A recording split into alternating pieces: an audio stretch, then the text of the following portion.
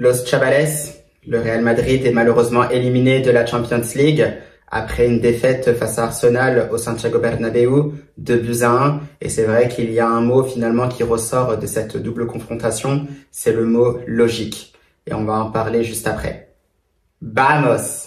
Eh bien logique tout d'abord parce que c'est vrai que c'est un Real Madrid qui n'a pas été cohérent durant toute la saison. C'est vrai que c'était complètement irrégulier les prestations du Real Madrid à tous les matchs et c'est vrai qu'on les a pas sentis forcément monter en puissance et c'est vrai que la marche paraissait beaucoup trop haute face à Arsenal. Ça a été effectivement le cas parce que si c'est vrai que le Real Madrid s'est incliné 3-0 à l'Emirates, peut-être qu'il espérait effectivement remonter ce score, donc revenir peut-être à 3 buts partout et pourquoi pas se qualifier pour les demi-finales. Je pense qu'on a vite déchanté quand on a vu le début de match du Real Madrid. On a senti que c'était un Real Madrid qui essayait tout simplement de mettre de l'intensité, de presser haut, fort, essayer d'avoir la possession, tout simplement comme Carlo Ancelotti l'avait dit en conférence de presse. Donc c'est vrai que comme je le disais, c'était des paroles aussi qui faisaient extrêmement plaisir à entendre. J'en avais parlé d'ailleurs dans ma vidéo précédente où je faisais un débrief justement de cette conférence de presse. Sauf que nous, on attendait justement que ça soit mis en place donc avec des actes. Et malheureusement, vous le savez certainement très bien, dans le football, mais je pense que dans d'autres domaines également, quand vous essayez justement de mettre en place des choses, ça ne se met pas en place en un instant, ça prend beaucoup plus de temps, ça doit être beaucoup plus travaillé. Et là, du jour au lendemain, commencer à presser de plus en plus haut, de plus en plus fort, voilà, ça paraissait très compliqué. Et c'est vrai que par moments, c'était un pressing qui était assez désorganisé côté madrilène.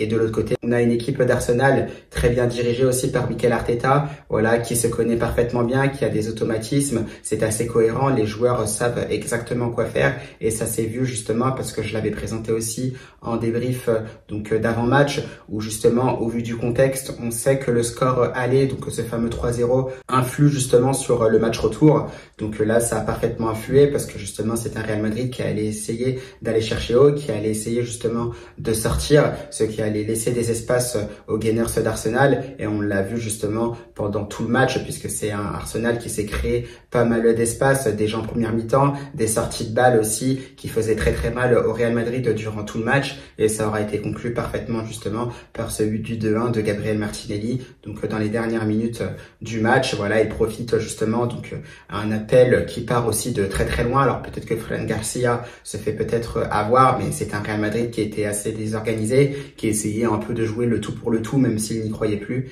Et Martinelli qui profite justement avant d'ajuster Thibaut Courtois et de sceller complètement cette qualification pour Arsenal pour les demi-finales de la compétition.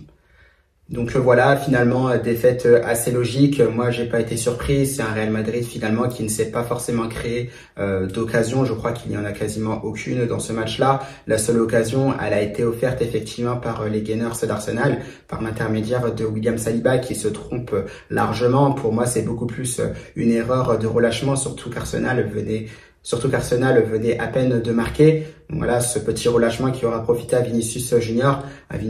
Voilà, qui est très loin de son niveau, effectivement. Voilà, lui qui disait qu'il allait en faire beaucoup plus, qu'il allait en faire 100 fois plus, qu'on était peut-être pas prêt pour voir ce qu'il allait faire. Effectivement, je pense qu'on a vu. Et sur ce cas-là, je pense qu'il a tout simplement manqué sa saison. Parce que quand on regarde dans l'ensemble, c'est vrai qu'il n'aura pas été dedans. C'est pas le Vinicius Junior habituel. Et voilà, ça se confirme. Donc, par la suite, c'est un Kylian Mbappé aussi qui aura été en difficulté également, qui se sera blessé, qui devra céder sa place à Brahim Diaz.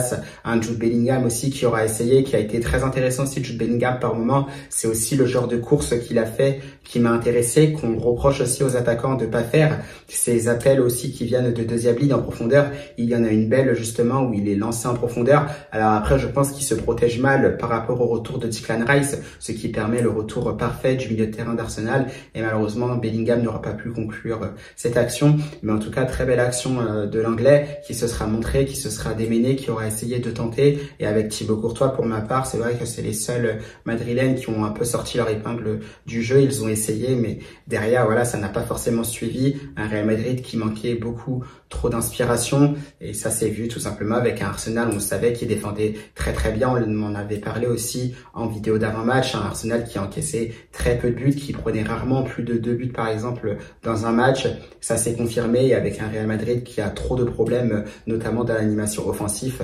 Voilà, ça s'est vite compliqué. Et finalement, dans ce match-là, on n'aura pas su faire cette différence. On n'a pas su mettre les ingrédients qu'il fallait pour essayer de s'offrir une nuit magique. Ça a été plutôt une nuit paisible du côté du Santiago Bernabéu, malheureusement. Sinon, que dire des constats? Les constats, tout simplement, ils sont là. Je pense que ça, on le savait déjà, mais à mon avis, on en fera peut-être une conclusion aussi quand la saison sera terminée, parce que je pense que ce sera beaucoup plus facile de faire un bilan de ce Real Madrid-là, donc sur l'ensemble de la saison, avec toutes les compétitions qui ont été jouées, donc de la Liga en passant par la Copa del Rey à la Champions League. On verra avec la Coupe du Monde des clubs, parce que je crois qu'avec la Coupe du Monde des clubs aussi, il peut y avoir certains changements, donc notamment avec peut-être de nouvelles arrivées, avec le mercato. Donc j'attends de voir exactement, mais je pense que le bilan sera beaucoup plus sur les compétitions précédant justement cette Coupe du Monde des clubs.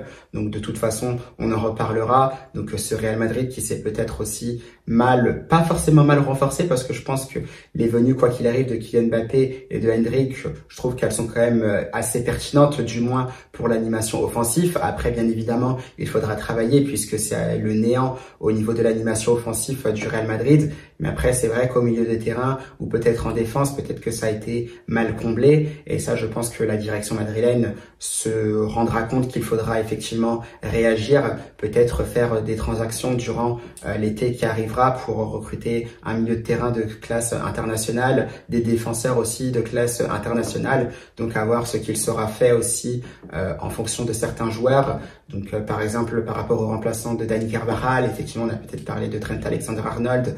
Pareil aussi au niveau des latérales gauche qui arrivera.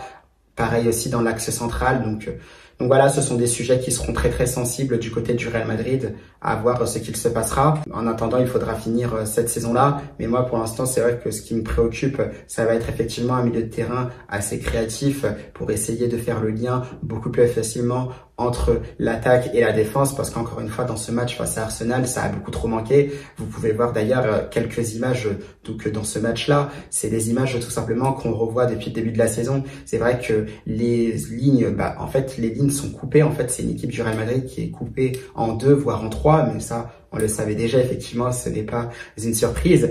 Et comme on le voit aussi depuis le début de la saison, on abuse des jeux longs, notamment avec Antonio Rudiger qui fait souvent des jeux longs. Pareil, on l'a souvent vu aussi avec Raúl Asensio, parce qu'il n'y a pas forcément de relais au milieu de terrain pour pouvoir faire ce lien, comme je disais, entre l'attaque et la défense, pour pouvoir alimenter Vinicius Junior, pour pouvoir alimenter Kylian Mbappé ou Rodrigo Goes de l'autre côté. Donc voilà, ce sont des choses sur lesquelles il faudra travailler. Donc pareil aussi, voilà, on a parlé aussi du retour de Dani Ceballos.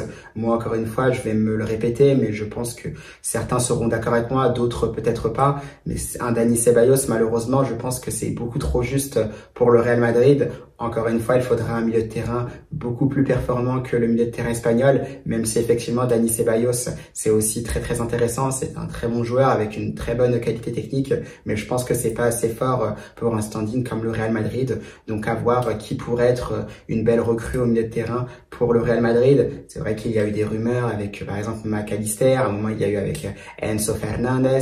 Maintenant peut-être moi j'ai mon propre avis, mais c'est vrai que par exemple des joueurs aussi comme Vitinha du Paris Saint-Germain, ce sont des joueurs aussi que j'aimerais bien voir au Real Madrid. Donc où ça pourrait être assez complémentaire avec Bellingham par exemple, Tchouaméni ou Fede Valverde. Donc tout ça, ça reste à voir, mais il faudra absolument réagir. Donc voilà, Los Chavales, un peu déçu de cette défaite et surtout de cette élimination de la Champions League. Après tout, ce qui est normal, même si c'est vrai que c'est un Real Madrid incohérent, vous êtes le Real Madrid, vous aspirez toujours, quoi qu'il arrive, à remporter cette compétition, tout en sachant que par moment, il y a un moment d'ailleurs où on l'a remporté 3 fois de suite, c'était il y a moins de 10 ans.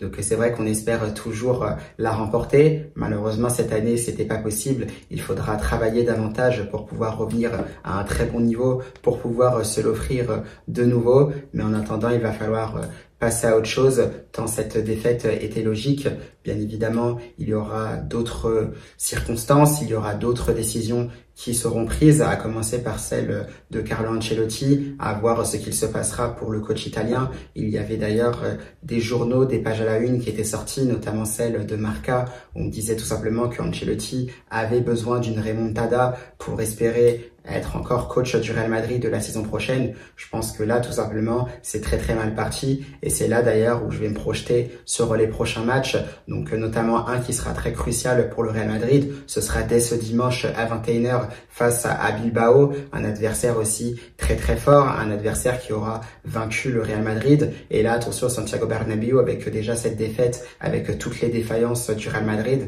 eh bien, ça m'étonnerait pas que le Real Madrid s'incline encore, ou tout simplement ne peut faire mieux qu'un match nul face à cette belle équipe de Bilbao qui se présentera au Bernabéu ce dimanche. Donc voilà, une contre-performance possible qui pourrait déjà donner le titre en Liga au Barça, du moins quasiment, parce qu'il y aura une finale pas au Camp Nou, mais au second stade du FC Barcelone, donc dans quelques semaines, une balle de titre, donc à voir ce qu'il se passera, mais c'est vrai que c'est très très mal parti. Il y aura aussi cette finale à la Cartura, donc la finale de la Copa del Rey, toujours entre le Barça et le Real Madrid. Un Barça, bien sûr, qui est largement favori. Un Barça, évidemment, qui est dans une meilleure dynamique. Donc ça semble très très mal parti. Et je pense que l'avenir de Carlo Ancelotti aussi semble compromis au Real Madrid. Maintenant, à voir ce qu'il se passera. Toujours est-il que, quoi qu'il arrive, comme je dirais, on respectera toujours ce que Carlo Ancelotti aura apporté au Real Madrid durant ses différents mandats.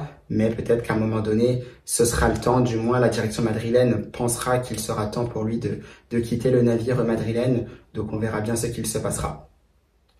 Nous, en attendant, on va laisser passer cette défaite, passer tranquillement à autre chose. Donc notamment à ce prochain match de Liga qui arrivera très vite face à Bilbao, donc encore une fois ce dimanche. Et petit à petit, on va commencer aussi à penser au bilan de la fin de la saison, parce que la fin de la saison arrive très très bientôt, et surtout commencer à se projeter petit à petit, mais ça ce sera dans quelques semaines. N'empêche, j'espère quand même que vous aurez quand même apprécié ce match entre le Real Madrid et Arsenal, parce que c'était quand même une très belle équipe aussi d'Arsenal qui s'est présentée au Santiago Bernabéu avec de belles phases de jeu, que ça soit offensivement comme défensivement. Donc les Gunners auront fait du très bon travail. Ils ont eu cette qualification qui a été entièrement méritée, et on les félicite évidemment pour cette performance-là. Moi, je vous souhaite une belle fin de soirée, une belle fin de semaine, et surtout, on se retrouve dans une autre vidéo pour parler du match entre le Real Madrid et Bilbao. À la Madrid!